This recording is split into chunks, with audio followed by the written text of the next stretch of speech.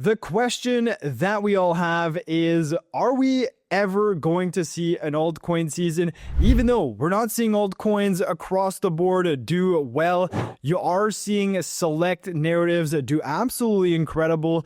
We're going to take a look at those as well as where we are in the current markets, because as I do believe we are right where we want to be, especially heading into Q4. So if you are new to the channel, make sure you subscribe, hit the like button. Thank you guys for the support, and let's talk crypto. So first and foremost, taking a look at Bitcoin's price at the time of me recording this, we're right around 109,600. And what we can see, if we put these indicators, the 21-week exponential moving average and the 20-week simple moving average, which is your bull market support bands, these are your blue and red lines here. We are once again finding support on these levels. Now, yes, we're not at all-time highs of 124,000. No, we're not at $60,000. And it feels like everybody is losing faith in the bull market right now. But of course, looking at this, we are still very much so okay. Now, if you look at the other side of the medal, if you look at the 50-week moving average, this is the blue line here. This is, again, very healthy. We are above it.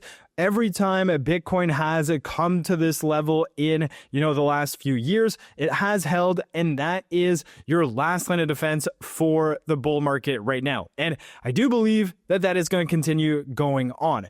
Now, what we do have in the month of September is a lot of depreciation for Ethereum. If I show you guys an Ethereum chart, you're going to see exactly what I mean, because Ethereum did reach new all-time highs. Everybody was extremely happy, but ever since Ethereum has hit all-time highs around 49.50, it's only gone back down, and it has drawn down to as much as 23%. So, of course, if you're holding Ethereum from the very pico top here back in, just a few weeks ago, you're down at 22%. And if you look at altcoins, well, if Ethereum isn't doing well, altcoins are not going to do well too. But if we compare Ethereum to altcoins, because you're likely holding altcoins, well, in the global sense of things, altcoins are actually outperforming Ethereum. So over the last few weeks, Ethereum's down 23%. But if you look at altcoins, they're actually up against Ethereum, which is a good sign, because as you remember, from April all the way to, let's say, September or end of August, we were basically in an Ethereum season because Ethereum went through the roof, and that is how liquidity flows in crypto. Now, as you all know, September is usually a bad month for crypto. Now, as I said before, crypto was doing well in the first 2.5 weeks or so of September before seeing that drawback, which we were anticipating. And if you look at Bitcoin's return in September, well, it's relatively neutral, plus 0.6%. On average, September is a bad month for Bitcoin, down roughly 3.5%. But if you look at Ethereum, it's actually down at 10.2%, and the average is down roughly 7%. So we are down a little bit more than average on Ethereum, but if you look at July and August, we were up almost 70%, and it only makes sense that there is going to be a retracement for Ethereum before Q4, and this all lines up with what's going to happen in Q4. And let me remind you of what that is, because if we take a look at some of the data that has just come out over the last 24 hours, we are obviously tracking all of that in our premium Discord.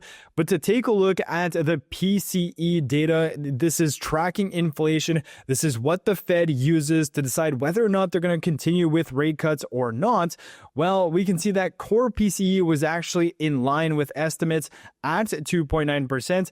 And although this is one of the highest inflation prints since February of 2025, the Fed is still planning on cutting interest rates all the way through the end of 2025. And the reason for this is because they've pivoted from, looking at just the inflation data. They're now looking at the labor markets, and the labor markets are not as strong as they once expected. And they're also thinking that inflation is higher, or the stagflation is continuing, because of tariffs and other political things. So if we take a look at predictions for the remainder of 2025, this is where it kind of gets interesting and exciting for people holding altcoins, because if we look at the predictions here, we have a meeting in October. At the end of October, we can see that analysts are predicting at 87% right now, another 0.25 cut, and then in December, another 0.25 cut. So by the end of 2025, the interest rates could go as low as another 0.5 basis points lower than what they currently are. And that is ultimately bullish for risk on assets like the stock market, as well as your cryptocurrencies. And again, this is likely to line up perfectly with altcoins surging towards the end of 2025. As we've seen, they're not doing that right now. We're still waiting this altcoin season. But even though we're not in, the full-blown altcoin season where everything just goes straight parabolic, we are seeing narratives do very well. And we have been early in some of these plays, especially over the last few weeks. We've seen a lot of new things come out in the market. One of the first ones is Aster. This is a new perpetual DEX that's being backed by Binance. It's being pushed by CZ. And a whole lot of attention has happened to Aster. If you look at what happened to this chart, well, it launched around 17 cents and went all the way to roughly $2.34.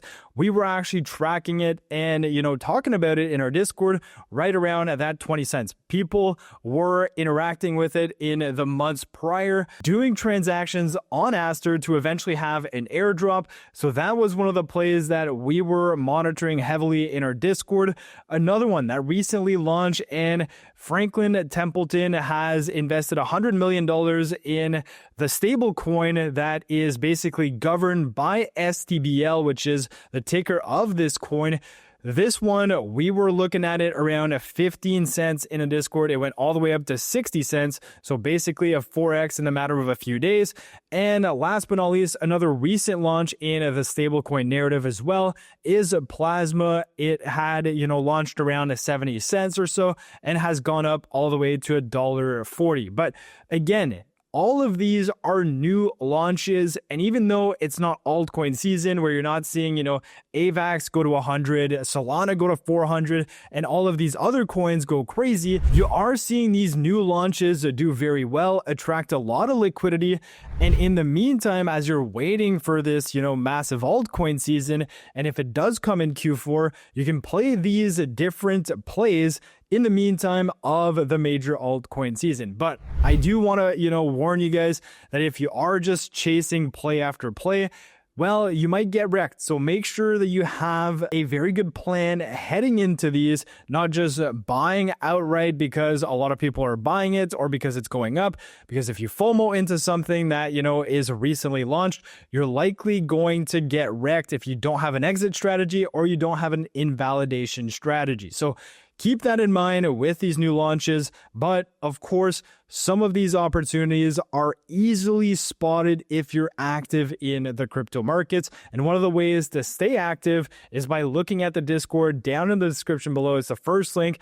In there, you're going to see what I buy, what I sell. You're also going to get the alpha that we share and so much more. And you're going to be ready for the altcoin season because, again, I do think that things are lining up quite nicely for Q4 and that altcoins are likely going to see that boost in Q4. So we are seeing a lot of despair in the markets. In my opinion, this is all part of the process. We're continuing on, and I do think that Bitcoin is still going to reach all-time highs. And I do think that Ethereum is going to go back to new all-time highs as well. And then altcoins are going to follow suit.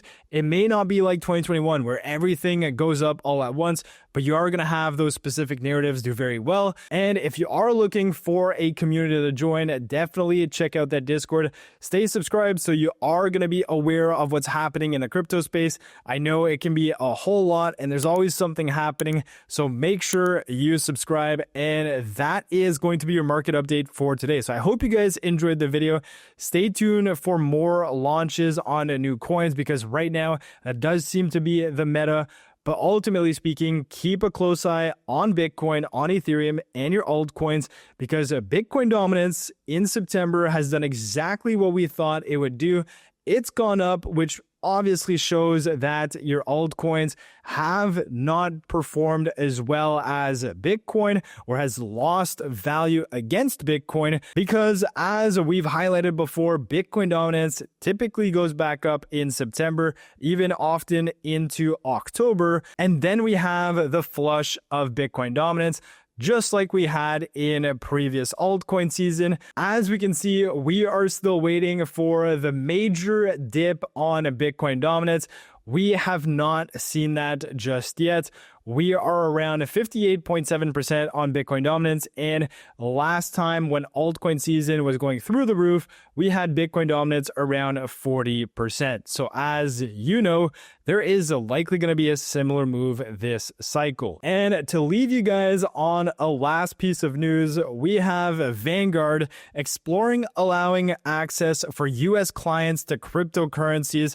They've been negative on crypto since the very beginning. Even when ETFs launched back last year, they were all against it. So that is another sign of crypto adoption. So I hope you guys enjoyed the video. If you did, make sure you subscribe, smash the like button. Thank you guys for the support.